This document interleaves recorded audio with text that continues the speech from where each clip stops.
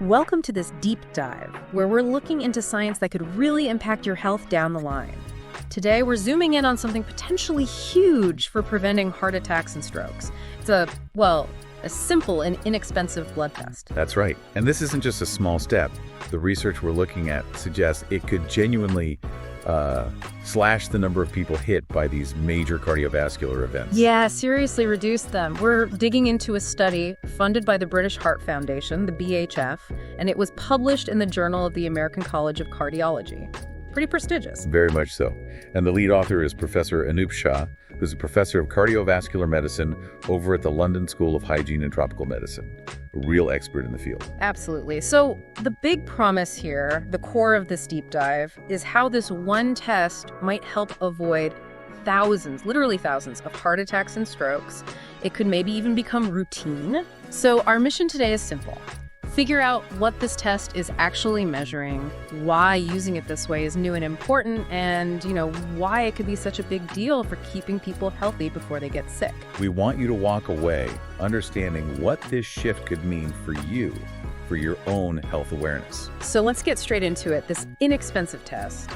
What's it actually looking for in your blood? Okay, so the test measures the level of a specific protein called troponin. Troponin, right? I think some people might have heard that name before, maybe in a hospital setting. Quite possibly. You see, troponin is a protein that's normally inside your heart muscle cells. When those cells get damaged, like during a heart attack, troponin leaks out into your bloodstream. Ah, okay. So currently, doctors use troponin tests mainly in A&E or hospitals. Yeah. If someone comes in with chest pain, say high troponin levels or a strong sign that, heart muscle injury has occurred, it helps diagnose a heart attack after symptoms appear. Got it. So it's reactive right now. But this new research, this is looking at it differently. Exactly. This is the key shift. The research explores using the same cheap test to spot what they're calling silent heart damage. Tiny bits of damage, maybe, that haven't caused a full-blown heart attack yet. Silent damage. So damage you wouldn't even know you have. Potentially, yes. Damage that doesn't cause obvious symptoms. By picking up these subtle increases in troponin, the test might give us a much earlier heads up about your future risk, an early warning signal. That's fascinating. Moving it from diagnosis to prediction, almost. Prediction and prevention. That's the goal. Think about it. It could maybe be done alongside your regular cholesterol check at your GP surgery. Just another tube of blood, perhaps. A simple add-on to what's already happening. That seems practical. Very practical. And the potential benefit is where it gets really exciting. Right. What's the payoff if we can spot this risk earlier? Well, if we identify someone as being at higher risk before they have a major event, it creates an opportunity, a window for preventive action. Like what, for example? Things like starting statins, for instance.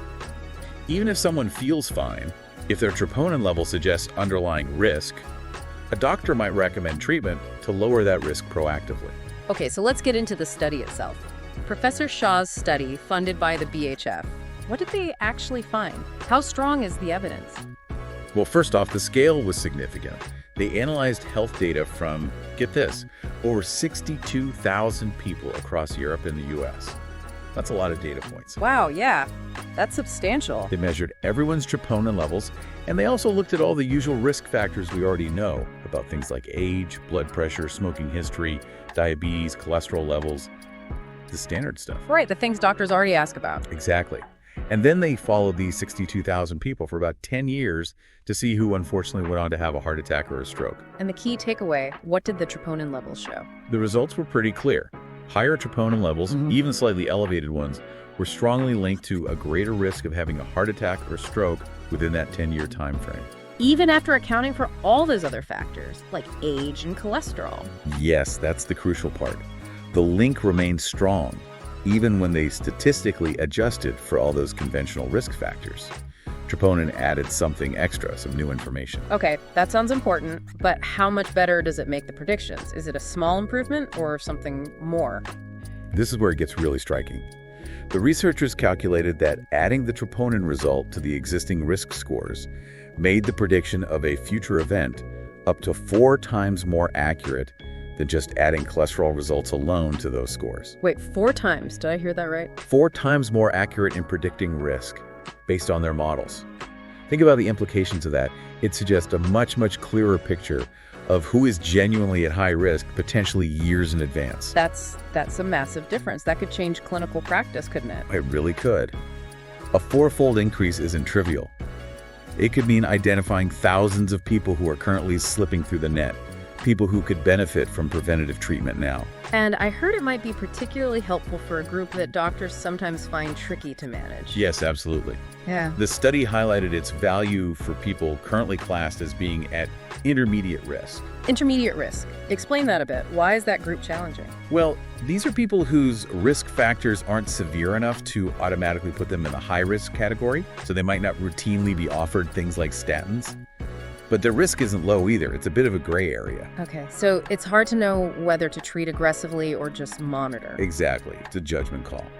But this troponin test seems to cut through some of that uncertainty. How so? What did the study show for that group?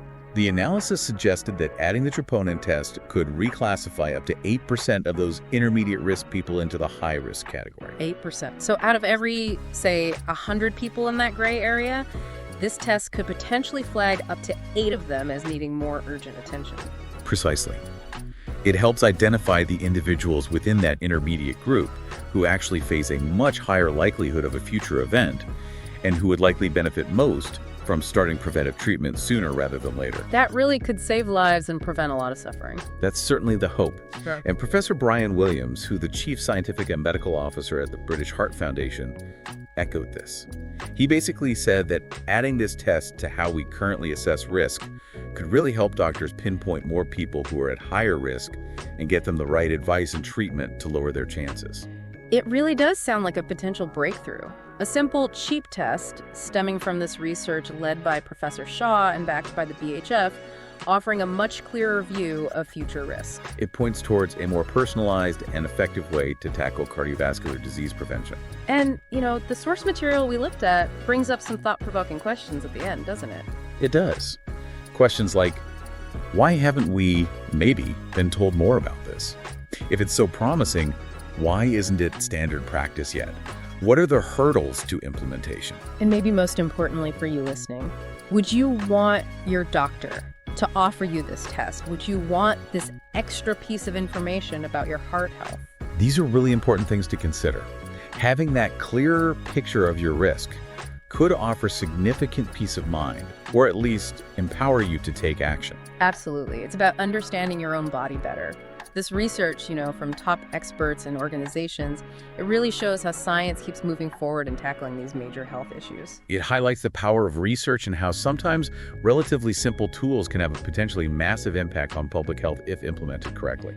So we'd genuinely love to know your perspective on this. What do you think? Please drop a comment below, share your thoughts, or maybe any questions this raises about your own health concerns. We're interested to hear. And please do share this deep dive with your family, your friends.